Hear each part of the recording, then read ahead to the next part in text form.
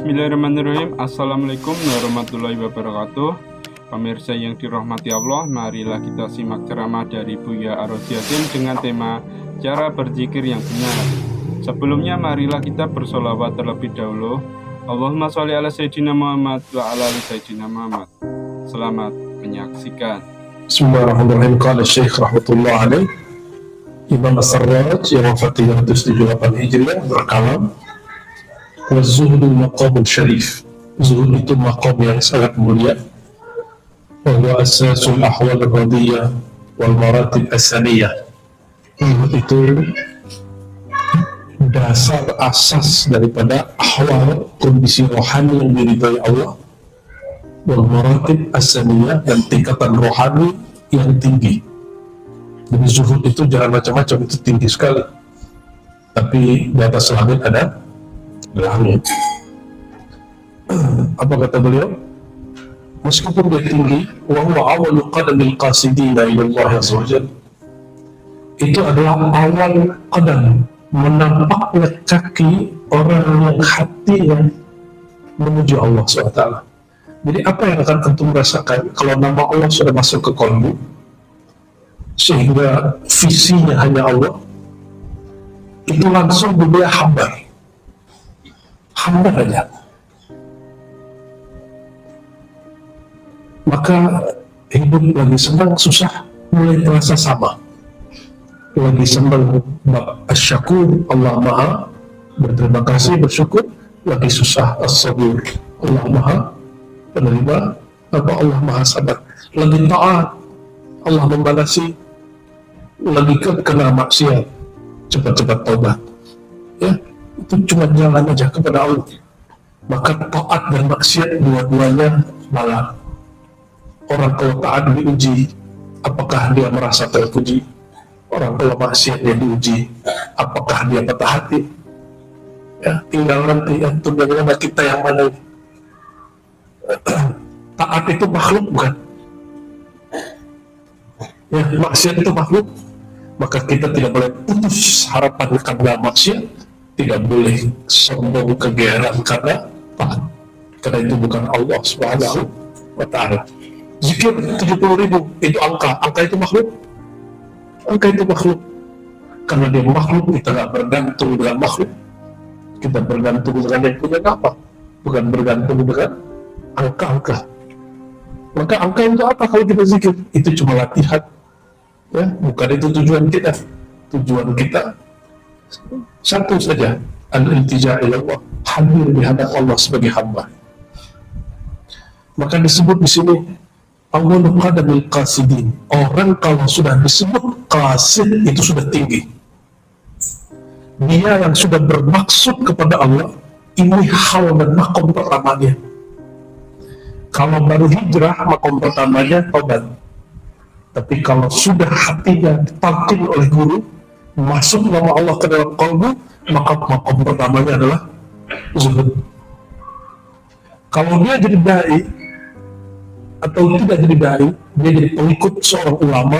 Ulama itu mentalkinnya zikir qalbu. Dunia itu salah satunya kemasyhuran dan kemasturan. Masyhur itu makhluk dunia, mastur itu juga makhluk dan dunia. Jangan ente sok-sokan, ini mastur aja. Mastur itu juga makhluk. Terus sama, pilih. Makan, minum, bersyukur, hidup susah, bersabar. Pilih mana? Makan, minum, lancar, rezeki lancar, lagi perlu apa, duitnya ada. Syukur. Lagi pengen apa-apa, gak ada. Mau makan apa aja sulit, sabar. Itu pilih mana? Makomnya sama. Pasti selalu milih yang pertama. Dasar ente. Emang makom itu pilihan kita? Enggak. Allah menguji kita bukan dengan kesukaan kita. Allah menguji hambanya sesuka dia, karena dia paling ego dengan dirinya sendiri, paling mementingkan dirinya sendiri, paling ahad, paling sabat, paling fard. Hanya dia yang boleh narsis, hanya dia yang boleh ego, hanya boleh dia aja. Maka dia menyebut dirinya huwa, ana, anta. Kalau itu nggak boleh disematkan ke kita.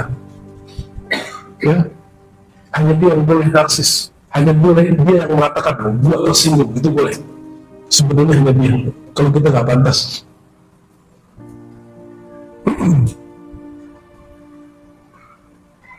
Jadi pilih mana? Syukur bersabar. Hidup susah makhluk nggak? Sabar itu makhluk.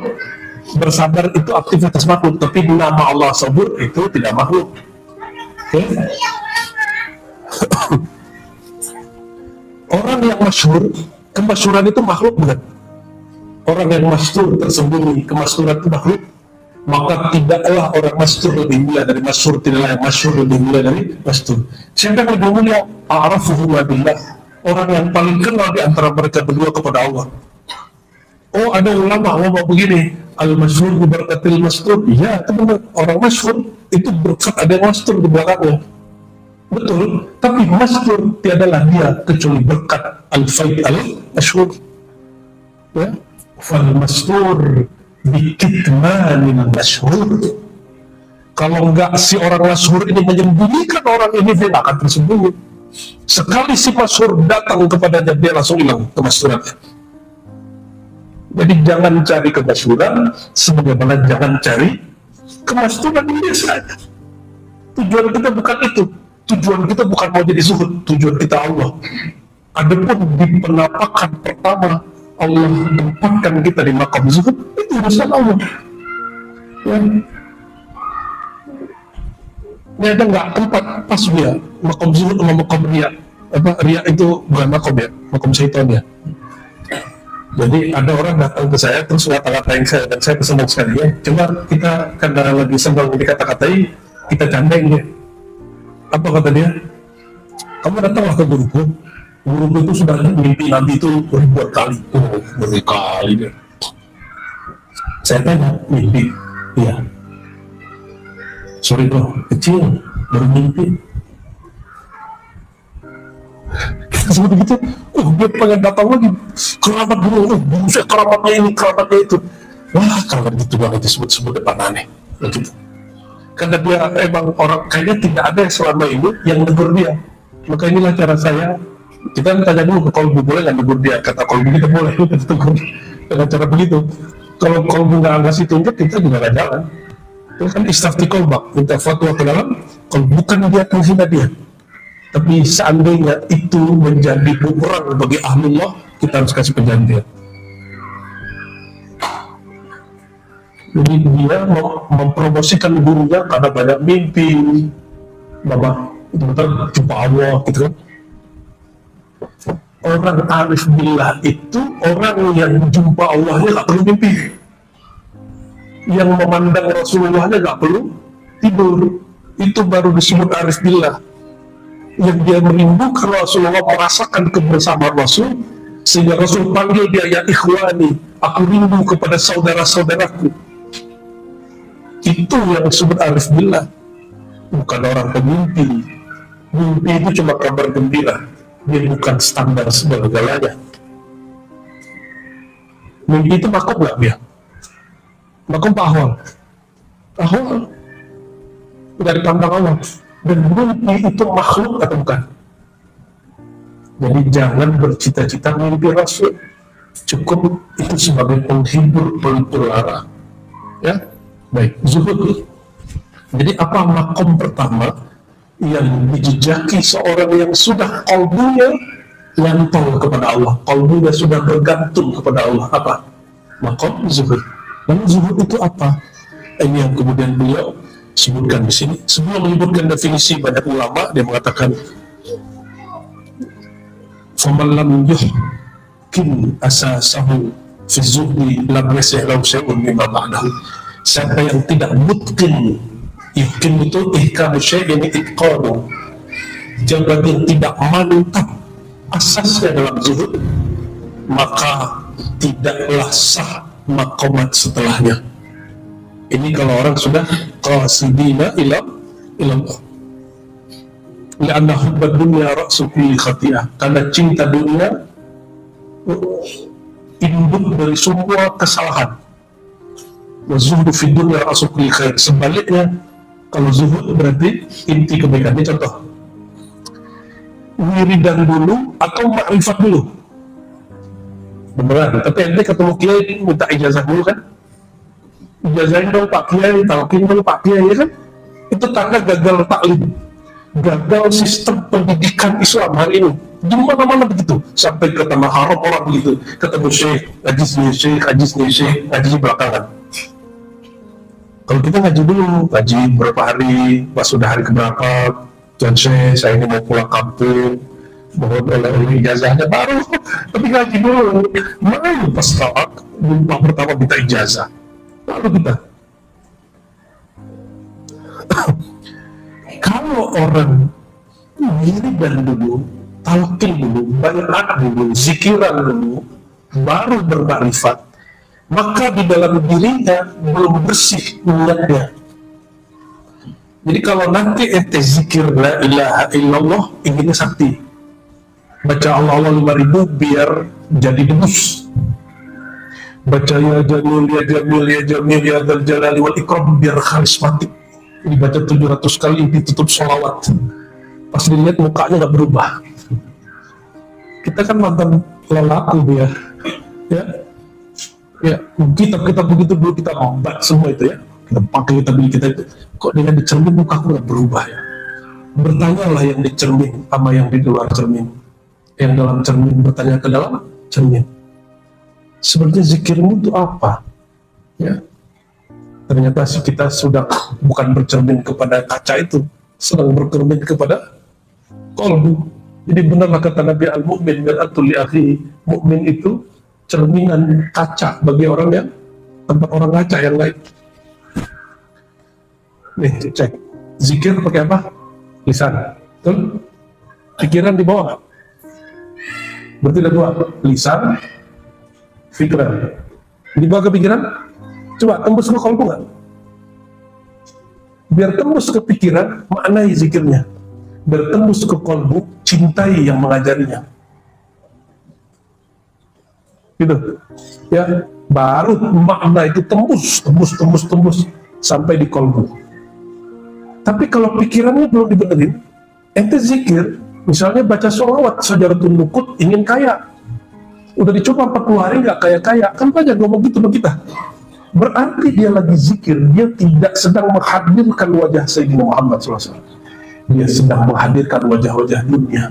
Kebayang wajah duit, Allahumma sholli ala sayyidina Muhammad, Allahumma sholli ala sayyidina Muhammad 400 kali antara isya dan subuh.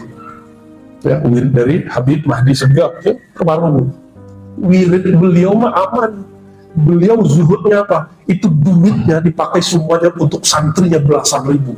Sekarang nggak tahu 20.000 kali ya. Kekayaan beliau itu, berkah sholawatnya dipakai untuk gitu cara dia zuhud. Ditalak dunia ada. Itu ciri-cirinya. Kuat begitu ya. Zikiran nih 400, besok ente kaya, berani nggak berbagi? Nggak yakin aneh, nggak yakin sama sekali. Korun kan begitu, Korun itu kan murid Nabi Musa, sahabat Nabi Musa, minta kaya, datang ke Nabi Musa, diajarin ilmu kaya, ada asma yang dibaca.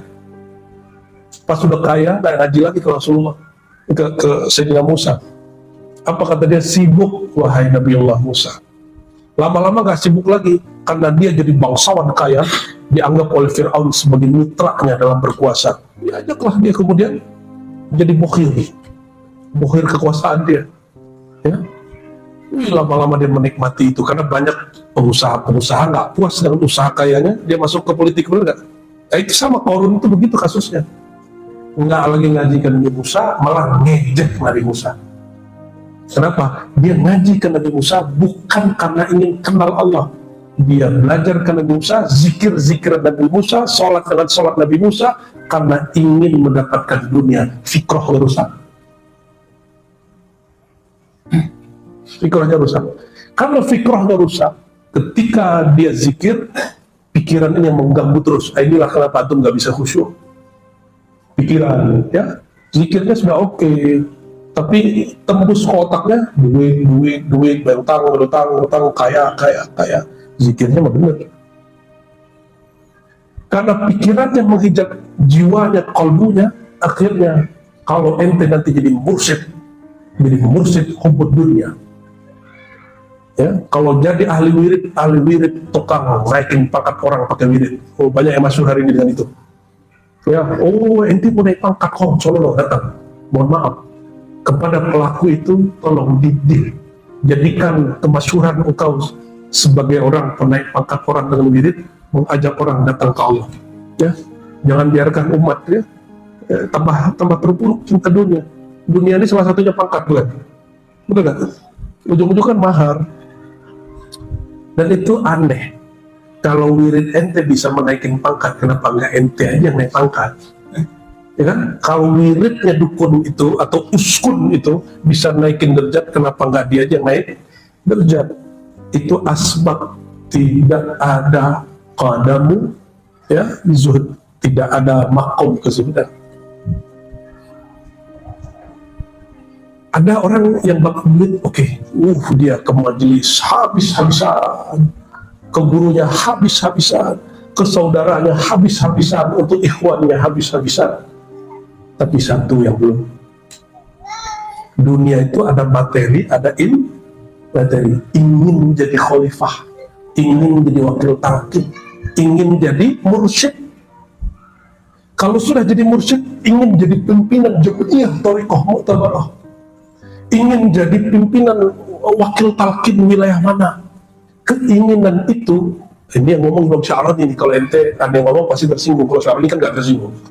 Kata Imam Sya'rani, wahai saudaraku, itu duniawi. Walaupun nih lembaga thariqah ya, lembaga kethariqahan itu dunia. Majelis ini ya, ada pimpinan majelisnya, Buya Rahmat, itu duniawi. Aktivitas dia, taklim, mimpin zikir, sholat, itu yang ilahiyah, yang dipandang oleh Allah Subhanahu wa Ta'ala, yang ada unsur-unsur ketuhanannya di situ. Maka wajar nggak ada orang tengkar karena ingin jadi wakil talqin? Benar? Dan ada gurunya meninggal, muridnya tengkar rebutan jadi mursyid, ada nggak? Ada ngaku-ngaku jadi mursyid? Ada. Mursyid itu harus tua? Ya enggak. Guru Anda mau 18 tahun jadi mursyid. Percaya nggak deh? Guru Anda mau 18 tahun jadi mursyid. Ada 18, ada 19, ada 20, ada 1. Kalau kita baru dijazahin mutlak itu umur 27, agak tua dikit lah. Karena guru saya dulu juga umur 27, sama.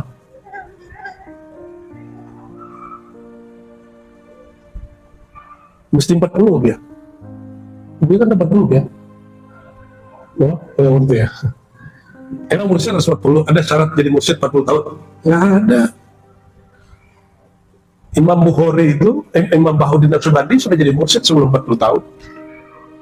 Makanya banyak sahadah Naqsyabandiyah itu jadi mursyid sebelum 40 tahun. Jadi mursyid itu dunia. Gelar-gelar itu dunia.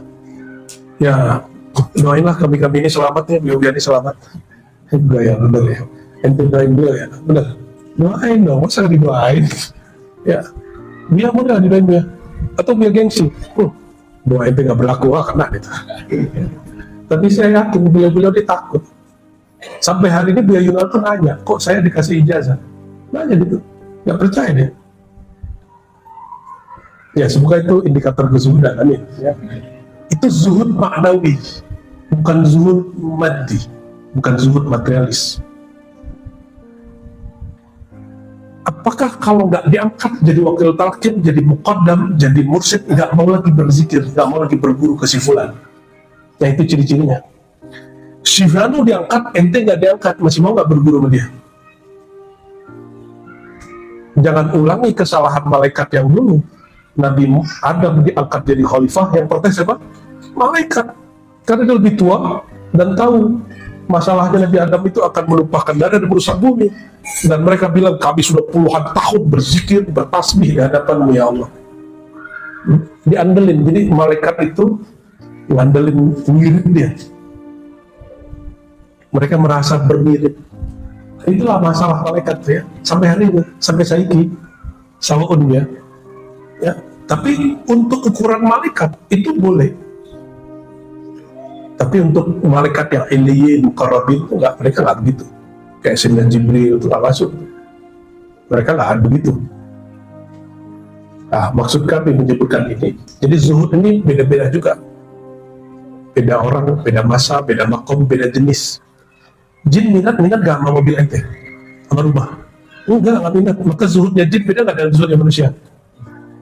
Ya, malaikat ada zuhudnya sendiri, manusia ada zuhudnya sendiri, dan masing-masing makhluk Allah ini punya kezuhudan masing-masing.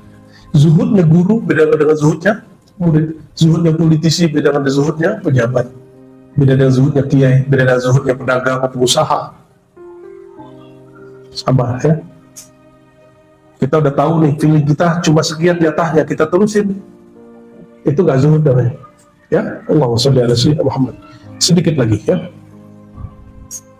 Jadi kalau bab ini gak beres, mau nanti gelar kemursidannya berapa, mau torikotnya apa, mau ketua jamiah torikoh, ribat, zawiyah, surau, mau jamaahnya puluhan ribu, puluhan juta, apa kata beliau? Siapa yang gak beres bab ini, lam yasih lahu syai'un mimma ba'dahu, maka makomat setelahnya dia tidak akan pernah mendapatkannya. Nah, inilah masalah akhir zaman. Banyak orang diangkat jadi mursyid padahal ada masalah kezuhudan. Nah, jadi kita ini belum pantas sebenarnya. Cuma kalau semua orang begitu, siapa yang ngajar? Jadi khauf dan roja ini harus stabil ya. Dalam dakwah nggak ada tawaduk-tawaduan. Dalam dakwah taklim semuanya harus pede. Bab roja harapan tinggi, bukan khauf ya. Yuqal inna man summiya bi ismi zuhud fi dunya faqad summiya bi alfi ismi mahmud. Orang yang dapat nur kezuhudan, dia dapat 1000 gelar kemahmudan, yang terpuji. Wah, ini yang boleh juga disebut nama ruh. Ini istilah lain dari nama. Jadi beliau menyebut satu zuhud ada 1000 nama. Satu zuhud ada berapa nama? 1000. Berarti istilah namanya sudah ada. Bab zuhud, bab rohani atau bab zahir? Bab rohani. Maka penamaan itu ada pada penisbatan rohaninya, bukan pada zahirnya. Wa man summiya bi ismi raghbah fi dunya faqad summiya bi alfi ismi mazmum. Kalau tadi ulia tinggi, sekarang sufla. Siapa yang tidak zuhud, raghbah, cinta dunia, maka dia pun dapat 1000 gelar dan nama-nama zulmat, kegelapan dunia ya. Wa huwa makhtara Rasulullah SAW nafsi bi ikhtiyarillahi lahu. Inilah yang dipilih Nabi memilih zuhud. Karena Nabi kaya loh ya. Nabi kaya nggak? Bener kaya, serius. Menghidupi satu istri berapa biayanya sebulan? 5-10 juta lah, itu masih standar ya. Oke, kalau 13 istri berapa tuh? 130 juta. Kalau hidup Jakarta, cukup minimal 20 juta. Kata itu yang sosialitaan. Sosialitaan gila, tasnya 1 M 2 M. Ya, bisa makan ente 5 tahun. Allahumma sholli ala Muhammad. Jadi Nabi kaya apa miskin? Jadi zuhud ini gak ada urusan dengan kaya dan miskin. Zuhud ini urusan kolbu. Zuhud urusan kolbu. Jadi ada orang fakir tidak zuhud? Ada. Ada orang kaya zuhud? Ada. Jadi gak ada urusan nih cuma kalau ente biarkan biar ini naik angkot terus ke sini ya, itu tega namanya. Allahumma sholli ala Muhammad. Wa huwa makhtar wa zuhud fil halal al mawjud. Zuhud itu terhadap yang halal yang ada ya, itu zuhud biasa. Wa amal haram wa subha fatalku wajib. Zuhud itu pasti pada hal yang halal. Adapun yang haram itu bukan namanya zuhud, itu wajib. Ya, kalau riba wajib ditinggal nggak? Jadi ente kalau nggak makan riba itu zuhud. Bukan, itu emang semestinya begitu. Ya, zuhud itu nggak nyantol di kalbunya hal yang boleh-boleh, gitu ya. Lalu beliau mengatakan ada 3 tingkat zuhud. Satu, paminhum al-mubtadi'un, level 1. Level 1. Mubtadi, beginner, pemula. Humul ladzina khalat aydihim min al-amlak wa khalat qulubuhum bima khalat minhum aydihim.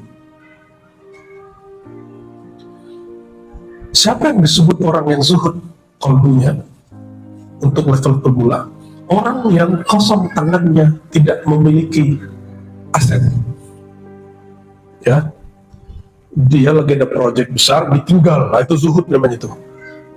Punya rumah diwakafin. Nah, jadi Pak Haji tuh udah zuhud tuh. Ya, semoga istiqomah Pak Haji. Punya mobil dikasih ke orang, punya duit dibagiin ke orang, itu namanya zuhud. Mumpung tadi baru pemula, jangan gaya itu. Punya tanah wakafin, punya tanah hibahin, itu baru pemula. Makanya Nabi mengatakan jangan kamu sampai hibah-hibahmu, wakaf-wakafmu dikelola oleh bukan orang yang taqi, bukan orang yang bertakwa menjaga kalbunya kepada Allah, nanti malah membantu orang bermaksiat. Itu sebabnya berwakaf sedekah kepada orang soleh, ya, itu menjadi suatu hal yang dianjurkan. Ya, tapi kalau guru emang sedekah, tinggian makom guru murid. Oh, maaf deh, guru murid. Guru, kalau ente ngasih guru itu sedekah apa hadiah? Enggak juga. Bahkan saya revisi itu sekarang dia. Murid kasih guru itu cari perhatian. Kalau hadiah ente setara, tahadu, saling bagi hadiahlah kamu kepada kawanmu karena kamu setara, sehingga muncullah rasa cinta. Emang ente setara sama guru? Nah, saya nggak pernah bilang saya setara sama guru saya. Wallahi nggak pernah. Selama-lamanya makomnya lebih tinggi dari kita. Walaupun kita sudah doktor kayak apa, kayak kata orang itu adalah duniawi. Selama-lamanya mereka di atas kita, kan yarfa'illahu allazina amanu, Allah angkat derajat mereka, walladzina utul ilma darajat. Maka kita kalau memberi, dulu saya masih sebut hadiah, saya tobat lah ya, berarti kita menganggap diri kita setara di gurunya. Yang lebih tepat itu cara mencari perhatian Allah lewat perhatian kekasih-kekasih Allah. Oh, dia nggak tahu kita yang ngasih, Allah tahu nggak? Allah tahu nggak? Allah tahu. Jadi cukup nggak kita ini ngasih terus dia nggak tahu? Cukup nggak? Cukup, karena Allah nggak pernah tidur. La ta'khudhuhu sinatu wala naum. Dia tidak pernah ngantuk. Dia nggak pernah tidur. Wahwa, dan dia sangat mengerti alimnya, dan dia sangat mengerti khabir, sangat. Ya, mulai kalau punya guru di mana, ya, punya guru yang ngajarin Iqra, kasihan ya, ya, guru agama, bahkan guru sekolah kita, kalau jumpa kasih hadiah. Cuma kemarin kita di Haramain, Bu, ya, jumpa guru kesenian, kayaknya mirip, tapi saya takut, Bu, ya, kalau kita sapa dia, takutnya bukan dia. Akhirnya saya nggak sapa, ya, lagi pakai baju ihram kayak buru-buru gitu. Kayaknya guru kita dulu nih, Pak Sanawiyah, yang kita fatwain bahwa kesenian dia haram. Mau minta maaf ceritanya tapi malu. Astagfirullahaladzim. Allahumma sholli ala Muhammad. Jadi zuhud level 1 apa? Dia punya akses untuk mengambil, punya pemilikan, terus dia nggak ambil. Punya kesempatan untuk punya jabatan, tapi dia nggak ambil. Itu zuhud level 1. Kenapa? Kata Ibnu Athaillah, karena mereka takut rasa bertuhannya terganggu dengan kepemilikan dan jabatan itu. Tapi zuhud begini masih zuhud ananiyah, zuhud nafsiyah. Dia masih sibuk sama dirinya. Masih oke, ini sudah tinggi, tapi masih sibuk dengan dirinya. Level 2.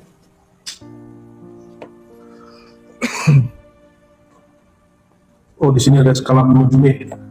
Kata Ibnu Junaid, zuhud itu tanganmu kosong dari kepemilikan, hatimu kosong dari ketamakan. Level 2 langsung masuk.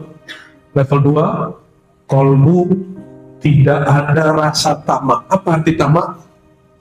Menginginkan sesuatu di luar hak kita. Kita sudah cukup, masih pengen.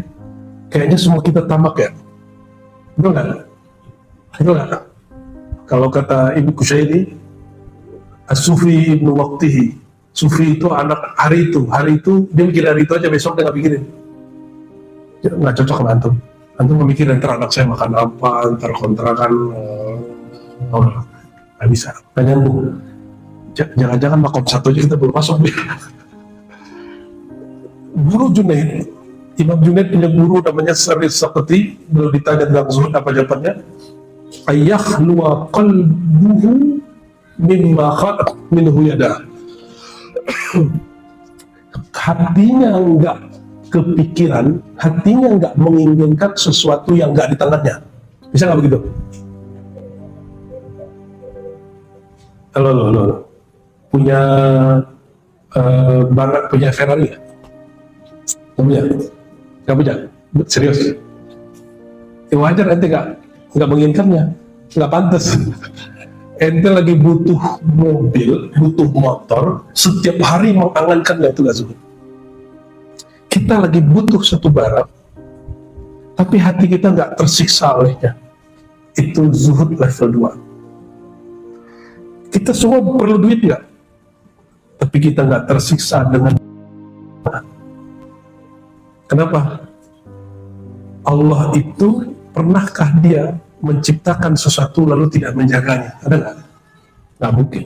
Yang ada hambanya yang tidak menjaga dirinya. Hambanya tidak menggunakan apa yang diberikan oleh Allah Subhanahu wa Ta'ala. Itu apa salahnya? Mufir kata minhum mutahaqqiqun level 3. Wasofu ma'ajab Ruwaim bin Ahmad. Ruwaim ini murid Imam Junaid. Ini perhatiin, guru murid, tapi malah lebih tajam murid. Kok bisa? Karena makrifat berkembang. Makrifat di zaman Junaid itu yang dijelaskan, tapi setelah dia berkembang.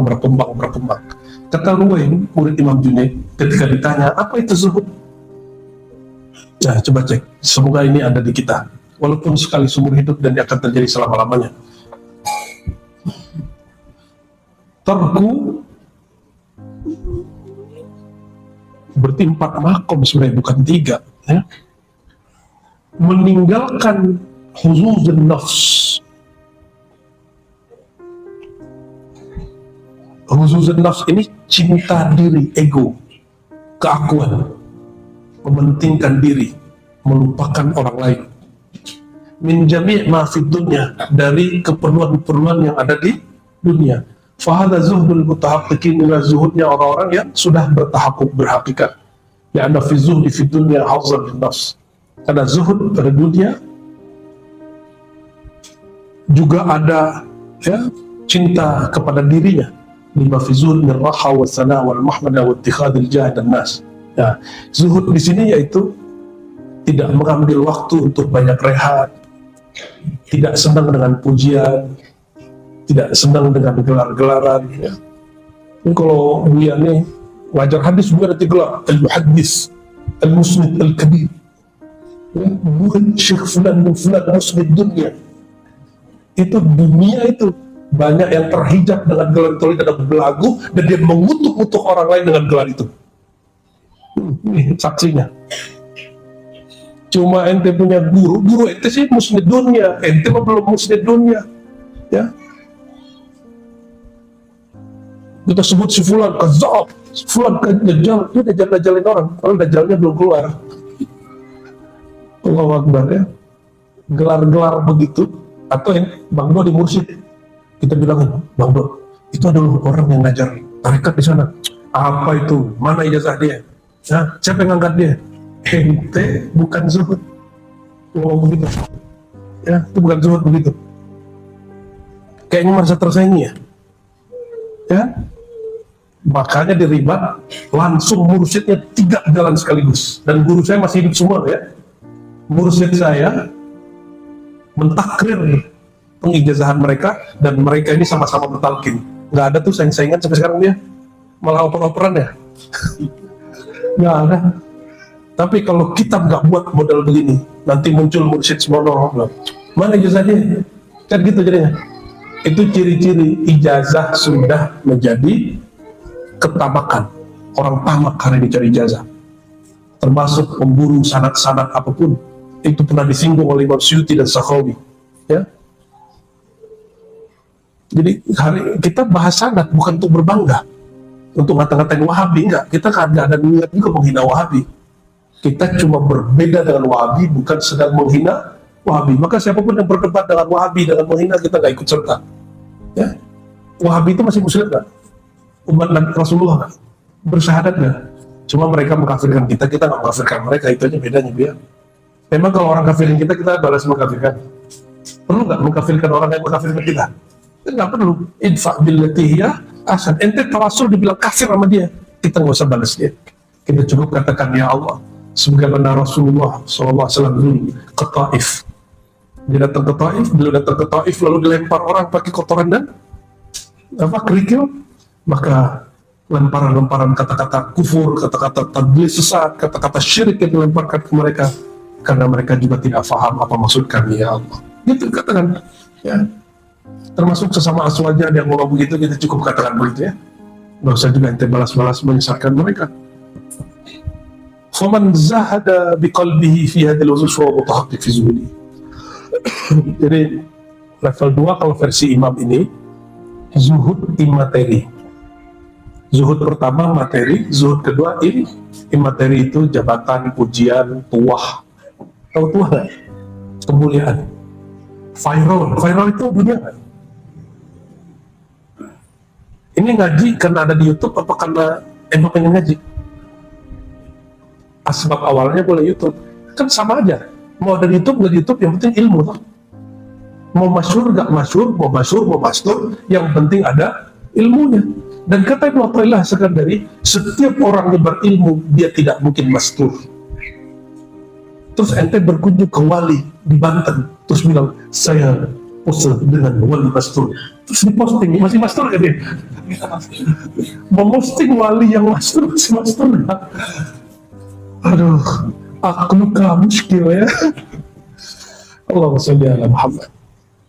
Kalau ada wali dimasyhurkan dengan kemasturannya, itu orang viral karena mastur, itu bukan mastur lagi bro. Ya, berarti dia sudah masyhur. Nanti orang sowan, enak dong bayangan itu. Ini disowanin orang, didatangin Kapolda, didatangin presiden, datangin, rasanya itu. Ya, itu hubbul jah. Ya, iqbalun nas ilaih, orang menghadap ke dia. Itu budayanya luar biasa itu. Ketika ada orang sosok kedua yang juga disowanin oleh pejabat-pejabat, mulai ini dia, boleh serang. Itu bukan wali, itu wali syaitan. Dia sangat tarekatnya nggak jelas. Emang jadi wali harus bertarekat dulu. Kan ada orang yang mengenal Allah nggak lewat tarekat, dia majzub. Masih ingat? Jalur walayah itu ada yang jazbah, ada yang iradah jadi murid bertarekat sufi, ada yang malanatiyah. Bahkan ada jalur yang hanya Allah yang tahu. Jangan pernah sempitkan jalan kepada Allah. Ya, kata Imam Junaid, jalan ke Allah itu sebanyak nafas. Sebanyak nafas. 3 itu cuma untuk merumuskan biar gampang. Tarekat sufi udah 100-an ya, kalau 1000 kan berarti sisanya berapa gitu. Maka saya kalau ketemu orang, saya curiga jangan-jangan yang wali gitu. Lo ada kaidah tidak mengenal wali kecuali wali. Jangan-jangan ente belum wali. Alhamdulillah dia bilang gak wali sama orang. Yang pasti kita wali pernah kita kan. Ya, ini wali semua kan? Wali anak-anaknya. So, wali itu ada wali am, wali umum. Setiap mukmin wali am. Ya, setiap mukmin wali am. Tapi yang kenal kepada Allah itu wali khas, wali yang khusus. Yang malaikat aja sowan sama dia, apalagi manusia. Maka itu ada salah satu abuya juga di sana yang sudah sini yang pantas tuh mereka dipanggil abuya. Kalau aneh karena diburu panggil abuya, dipanggil abuya lah sama orang. Itu berkholwat ke hutan, tempat kholwatnya diketahui orang gila, rame lagi, akhirnya balik lagi di rumahnya. Ya, percuma katanya. Emang begitu. Yahya bin Mu'adz ar-Razi mengatakan nur kewalian itu dapat dicium oleh ahlinya. Dapat dicium oleh ahlinya, oleh para sarjana-sarjana kuburan itu bisa tahu deh. Sarkup-sarkup itu pemburu wali dan kuburan. Mau di ujung Berung, ya, di ujung apa? Di ujung Kulon, mau di Sumatera bagian mana, mau di Banten bagian mana, mau di Jawa Timur bagian mana, mau di Banjar, Latin Laut, itu orang tahu aja. Ya, oleh karenanya sebenarnya tidak ada yang betul-betul mastur ya, betul nggak? Tidak ada yang betul-betul mastur. Maka jangan juga berharap jadi mastur. Semuanya makhluk. Nah, orang-orang yang terganggu ketika mastur berarti zuhudnya belum oke. Kenapa dia terganggu dengan babi zahir? Kan Allah itu sudah sangat kuat. Waladzikrullahi akbar, kan dia bisa zikir dalam keramaian. Zikir dalam keramaian lebih afdal pada zikir dalam kesunyian. Jadi kapan zikir paling afdal? Di saat semua orang lalai. Tempat paling melalaikan di dunia hari ini dua: tempat bekerja, pasar, supermarket, ya, mall-mall. Itu tempat paling melalaikan secara zahir. Maka di tempat-tempat itu, kalau hal orang berumah tangga, saat paling melalaikan itu saat hubungan suami istri. Bisa ingat nggak kepada Allah saat itu? Bisa ingat nggak ente? Itu zikir paling afdal. Maka ada dalam kalimat asar Imam Baihaqi disebutkan, khairul dzikri ma khafi, sebaik-baik zikir yang tersembunyi. Tersembunyi di sini. Zahirnya dia melakukan kerja, makan, minum, kawin, kerja, makan, minum, tidur, tapi kalbunya hidup. Itu yang paling tinggi. Itu zuhud sebenarnya. Dia nggak terganggu oleh apapun. Kalau benar diisi dalamnya. Tapi kalau masyhur dikit terganggu, dihujat dikit terganggu, itu belum zuhud itu ya. Itu baru juhud pakai J. Firqah thalitha, alimu wa tayaqqanu an law kanat ad-dunya kulluhum lahum mulkan halalan wa la yuhasibun 'alayha fil akhirah wa la yanqus dhalika mimma lahum 'inda Allah syai'an thumma zahadu fiha lillahi 'azza wa jalla kana zuhdu fi syai' منذ خلق الله تعالى ما نظر إليها ولو كانت الدنيا تزن عند الله جناح بعوضة ما سقي الكافر منها شربة من ماء فإن ذلك زهدوا في زهدهم وتابوا من زهدهم. Zuhud kedua, zuhud dari materi, imateri, dan zuhud dari merasa zuhud. Tiga sekaligus. Zuhud dari materi, zuhud dari imateri, pujian, viral, caci maki, segala macam, pengikut banyak, disuapin orang, dan zuhud dari kezuhudan itu sendiri. Zuhud dari dunia wal akhirah. Bahkan ente zuhud dari surga. Seandainya surga itu Allah bukan? Surga itu Allah? Surga itu makhluk Allah atau Allah? Kita menuju surga atau menuju Allah? Undangan pertamanya ke Allah atau masuk surga? Irji'i ila rabbiki radiyatan mardiyah. Perhatiin, ini kalimatnya beda. Irji'i itu undangan pulang, ente berhabis-habisnya pulang kepada Allah dengan ridha. Tapi giliran masuk ke hamba sama surga itu fasilitas. Fadkhuli fi ibadi wadkhuli jannati, masuklah bukan pulang. Ketika engkau kembali ke hadapanku, fasilitasmu berjamaah, berikhwan, innamal mu'minuna ikhwah. Maka orang bersaudara di dunia, nikmat surga didahulukan. Barulah wadkhuli jannati, masuklah surgaku. Jadi dibedakan nggak tujuan dengan fasilitas? Beda. Tujuan dengan reward. Kita nggak pernah baca ilahi al-jannatu maksudi, ya Allah surgalah maksudku. Nggak, kita nggak pernah ngomong gitu. Nggak. Bukan berarti kita gagah-gagahan nggak minta surga. Karena di sorgalah jumpa dengan Allah, maka meminta masuk sorga bukan karena di sorga ente kawin dengan 72 bidadari, bukan. Tapi karena di sorga jumpa Rasulullah SAW dan dihantarkan jumpa kepada Allah, maka kita minta, ya Allah, inna nas'aluka ridhaka wal jannah. Maka meminta surga bukan karena si surganya, itulah zuhud. Itu zuhud paling tinggi. Tapi karena di surga ada perjumpaan dengan pemilik surga. Semoga kita semua diberi zuhud ini, ya, diperjumpakan dengan pemilik surga. Pemilik surga siapa? Kuncinya dikasih ke siapa? Jadi pemilik surga siapa? Yang punya rumah ini, yang punya kuncinya. Pada hakikatnya milik Allah, tapi zahirnya nanti di surga yang punya surga siapa? Ente pilih bersamanya atau bersama surganya? Bersamanya sang pemegang kunci surga, Sayyidina Muhammad Sallallahu alaihi wasallam. Allahumma ya Rahman ya Rahim ya Karim ya Aziz salli ala